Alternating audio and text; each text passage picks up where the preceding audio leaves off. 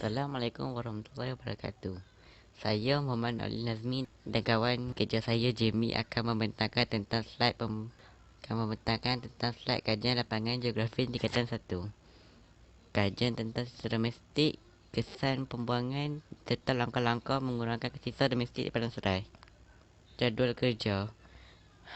Pada hari Jumaat 10/9/2021 kami mendengar taklimat daripada guru. Sabtu 11/9 membincang bersama rakan. Ahad 12/9 berbincang bersama rakan. Isnin 20/9 mengurangkan sisa-sisa domestik. Selasa 21/9 menguraikan dan menyatakan kesan atau punca sisa domestik di kawasan kajian. Rabu 22/9 menulis rumusan dan melengkapkan slide. Pendahuluan.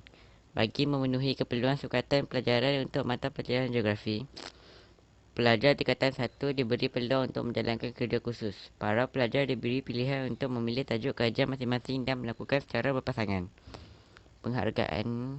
Syukur Alhamdulillah kepada Allah Subhanahu Wa Taala kerana dengan berkat dan keizinan darinya, maka saya dan rakan saya dapat menyiapkan tugasan kerja khusus geografi 2021 dengan jayanya. InsyaAllah tugasan kerja khusus ini akan memberi banyak manfaat kepada kami dari segi pengetahuan dan pengalaman semasa membuat kajian dan di masa hadapan.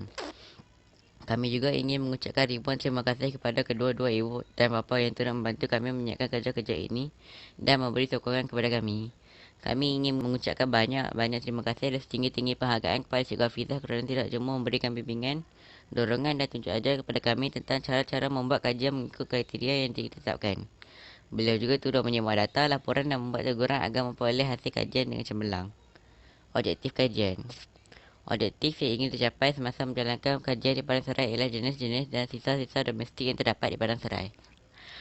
Mentarifkan maksud sisa domestik di padang serai, mengenal pasti masalah yang akan timbul jika sisa domestik di kawasan kajian tidak diuruskan dengan baik, menghuraikan dan menyatakan tentang sisa domestik di padang serai, mencanangkan cara mengatasi masalah sisa domestik di padang serai.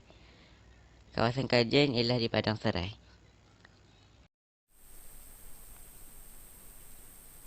Kawasan kajian. Saya dan rakan kumpulan saya telah memilih tajuk sisa domestik di kawasan Padang Serai, Kedah. Kajian dijalankan di sekitar kawasan tempat tinggal kami. Masa yang diberikan untuk menjalankan kerja khusus ini ialah sebulan. Setiap pelajar perlu menulis laporan tentang kajian yang telah dijalankan secara dalam talian. Kaedah kajian. Pemerhatian.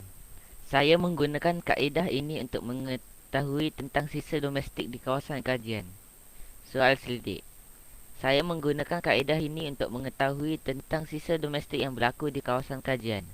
Selain itu, kaedah ini digunakan untuk mengetahui masalah sisa domestik dan cadangan mengurangkan masalah sisa domestik. Rujukan. Rujukan buku di perpustakaan dan internet digunakan untuk mengetahui konsep pemanasan global dengan terperinci.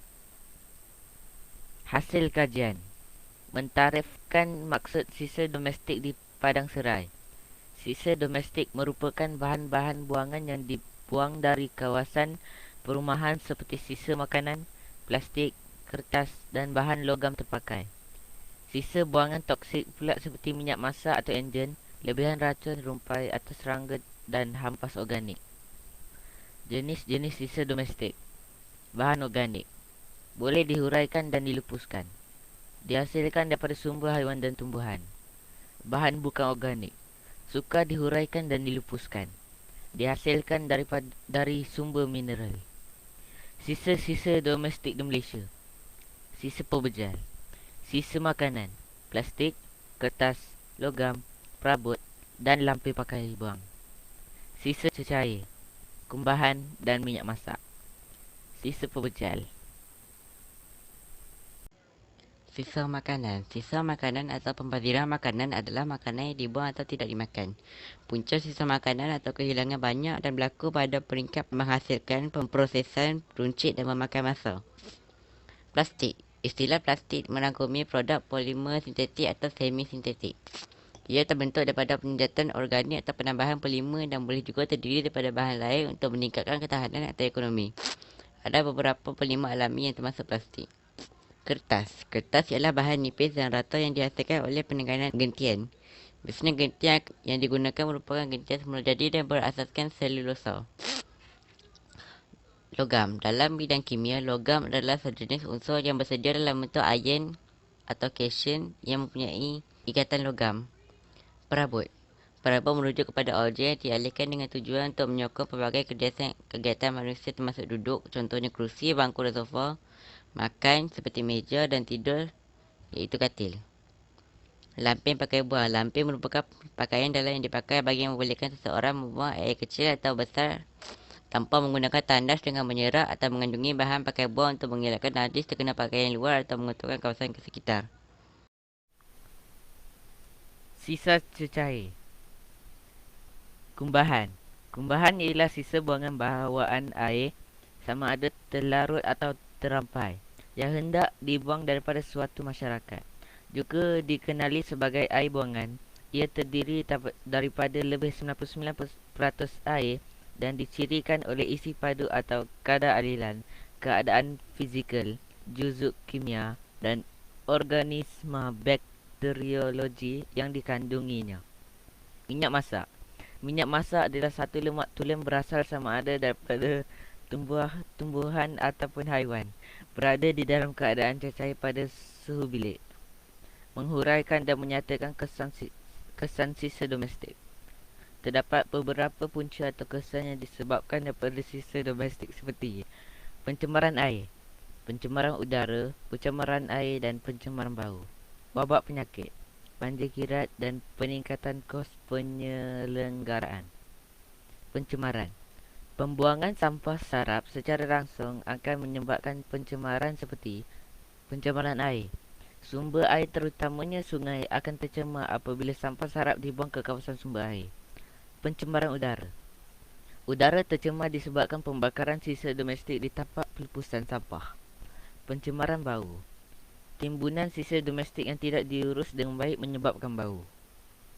Wabak penyakit. Sisa pembuangan sampah secara langsung dapat menjadi tempat penularan wabak penyakit yang disebarkan oleh haiwan seperti tikus, lipas dan lalat. Sebagai contoh, penyakit taun, demam denggi, malaria, zika dan rotavirus. Peningkatan kos penyelenggaraan. Peningkatan jumlah sisa domestik akan meningkatkan kos penyelenggaraan yang diuruskan oleh pihak kerajaan, khususnya pihak berkuasa tempatan (PBT). Kos penyelenggaraan yang perlu dibiayai oleh PBT melibatkan kos penyelenggaraan tapak pelepusan, baik pulih kemusnahan, perawatan air tercemar dan gaji pekerja pembersihan. Banjir kilat. Sikap tidak bertanggungjawab penduduk yang membuang sisa domestik ke dalam longkang, parit dan sungai akan menyebabkan aliran air tersekat. Apabila hujan lebat, jumlah air meningkat secara mendadak sehingga menyebabkan banjir kilat berlaku. Menguraikan cara mengatasi sisa domestik di kawasan kajian. Cara mengatasi sisa domestik. Amalan 3R, penggunaan teknologi terkini, penguasaan undang-undang, pendidikan dan kempen. Amalan 3R, penerapan amalan 3R iaitu kurangkan, reduce, guna semula, reuse, tangkitan semula, recycle dapat mengurangkan kesan pembuangan sisa domestik. Masyarakat seharusnya dididik untuk memahami konsep amalan berkenaan. Kurangkan, mengurangkan apa-apa yang boleh menyebabkan sampah seperti penggunaan beg plastik dan bekas polisterina. Guna semula, menggunakan semula bekas minuman, surat khabar, majalah atau mendemukan buku-buku dan pakaian. Kita semula menghasilkan barangan baharu daripada barangan terbuang seperti penghasilan kraft tangan dan baja kompos. Penggunaan teknologi terkini. Logi Waste to Energy ataupun WTA merupakan teknologi terkini yang mampu mengurangkan sisa yang perlu dihantar ke tapak pelebusan sehingga 85%. Teknologi WTA juga mampu mengurangkan pencemaran bau berbanding tapak pelebusan sedia ada. Penciptaan pinggan daripada ubi kayu dapat menggantikan pinggan polisterina dan mengurangkan kesan pembuangan domestik.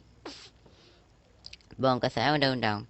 Pihak berkuasa tempatan ataupun PBT telah menguasakan undang-undang berkaitan sisa domestik dengan mengenakan denda dan hukuman yang lebih berat bertujuan untuk memberi kesedaran kepada rakyat. Akta Pengurusan Sisa Pekerja dan Pembersihan Awam 2007, Akta 2672 dan Akta Pengurusan Sisa Pekerja dan Pembersihan Awam Akta 673 dibuat untuk menguruskan sisa domestik dengan baik dan sistematik. Pendidikan. Program pendidikan tentang penjagaan alam sekitar telah diterapkan pada generasi muda terutama dari peringkat awal. Mata pelajaran geografi dan sains dapat memupuk kesedaran dalam kalangan murid. Pelbagai aktiviti seperti kita semula boleh dilaksanakan sebagai aktiviti tambahan sekolah. Akhir sekali, kempen. Pelbagai kempen telah dijalankan oleh agensi kerajaan, badan bukan kerajaan ataupun NGO, pihak berkuasa tempatan, PBT dan orang perseorangan. Kempen-kempen dijalankan secara menyeluruh melalui pelbagai media sosial. Jabatan Alam Sekitar telah menjalankan pelbagai kempen seperti kempen kesedaran alam sekitar, kempen 3R dan kempen cinta sungai kita. Rumusan. Kajian yang telah dijalankan di Padang Serai ini telah memberi banyak pengalaman yang sangat berguna kepada saya dan rakan sekumpulan. Kajian ini membolehkan saya dan rakan mengetahui lebih banyak tentang sisa domestik. Selain daripada itu, saya dan rakan dapat mengetahui dengan lebih jelas tentang maksud sisa domestik.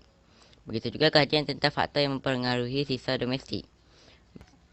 Berdasarkan kajian yang dijalankan, kami juga dapat mengetahui kesan sisa domestik terhadap kawasan yang dikaji.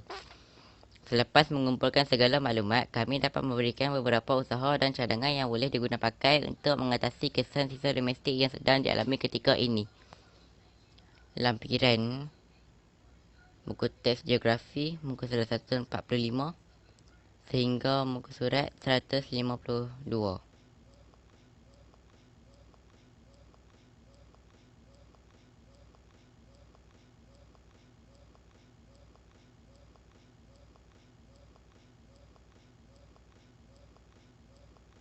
Wikipedia Bahasa Melayu. Hasil soal selidik Google Form.